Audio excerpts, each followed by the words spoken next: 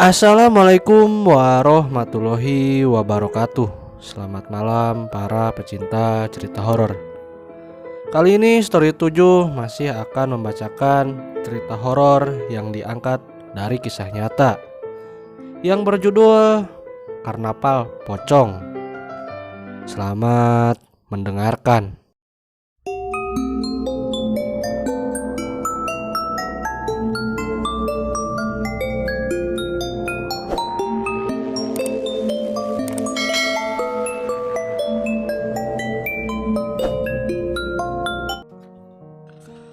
Sardi tinggal di daerah Temanggung, Jawa Tengah. Kampung Sardi terletak di daerah pegunungan dan sangat jauh dari kota, sehingga jauh dari keramaian. Namun walaupun kampung Sardi terletak di daerah pegunungan, namun tradisi Jawa peninggalan nenek moyangnya masih tetap dilestarikan di kampung situ. Seperti berbagai macam kesenian dan juga upacara adat. Biasanya setiap bulan Rajab, kampung Sardi selalu mengadakan acara nyadran atau mengirim doa pada para leluhur yang sudah meninggal. Saat acara nyadran, kampung Sardi sangat ramai karena setelah mengirim doa di makam akan diadakan juga karnaval kesenian dan mengarak pusaka. Setelah itu berbagai macam kesenian tadi lalu dipentaskan secara bersamaan. Dulu saat nyadran di kampung Sardi tidak mengadakan pentas kesenian karena waktu itu tidak ada dana karena warga kampung itu belum panen. Namun karena tidak mementaskan keseniannya, tiba-tiba salah satu warga kampung ada yang mendadak kesurupan. Orang yang kesurupan itu minta agar kesenian di kampungnya dipentaskan saat itu juga. Sehingga warga kampung pun segera mempersiapkan perlengkapannya. Lalu mereka segera mementaskan kesenian di kampungnya walaupun di situ tidak ada makanan sedikit pun. Namun tiba-tiba banyak makanan yang datang dengan sendirinya karena diberi oleh warga kampung yang berniat menyumbang. Kampung Sardi termasuk luas karena terbagi menjadi 14 RT. Kampung itu dibagi dua antara utara dan selatan. Untuk membaginya di tengah-tengah kampung diberi jalan utama.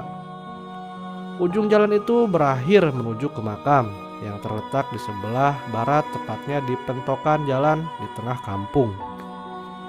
Kesehariannya Sardi bekerja sebagai buruh di sebuah pabrik kayu. Ketika bekerja, Sardi berangkat pukul 7 pagi dan pulang sekitar pukul 4 sore.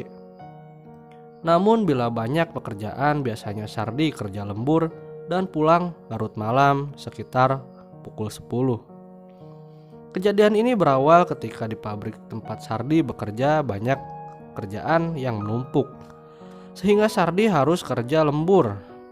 Setelah Sardi selesai kerja lembur, tepat jam 10 malam Sardi pulang dari pabrik tempat ia bekerja.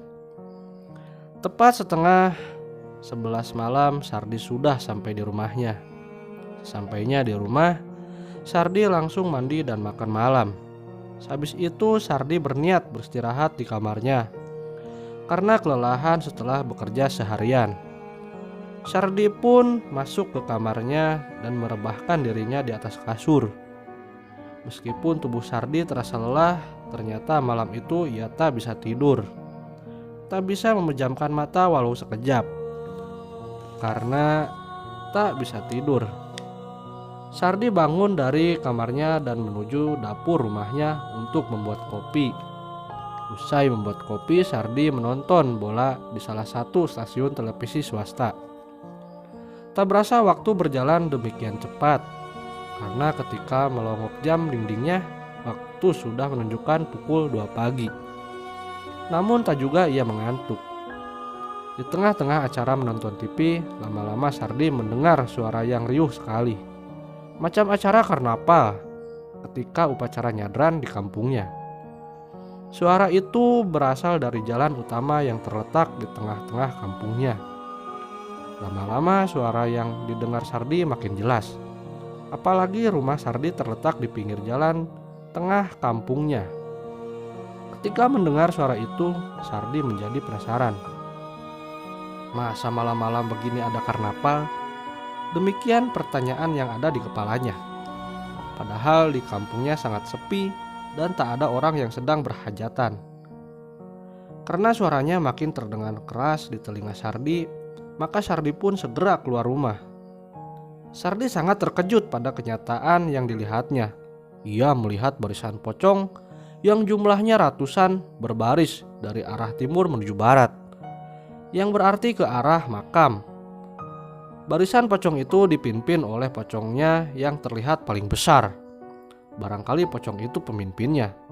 Pocong itu berjalan dengan meloncat-loncat dan rapi, disertai iringan nyanyian yang entah tak jelas berbahasa apa. Bahasa yang keluar dari pocong-pocong itu berbeda dengan bahasa manusia.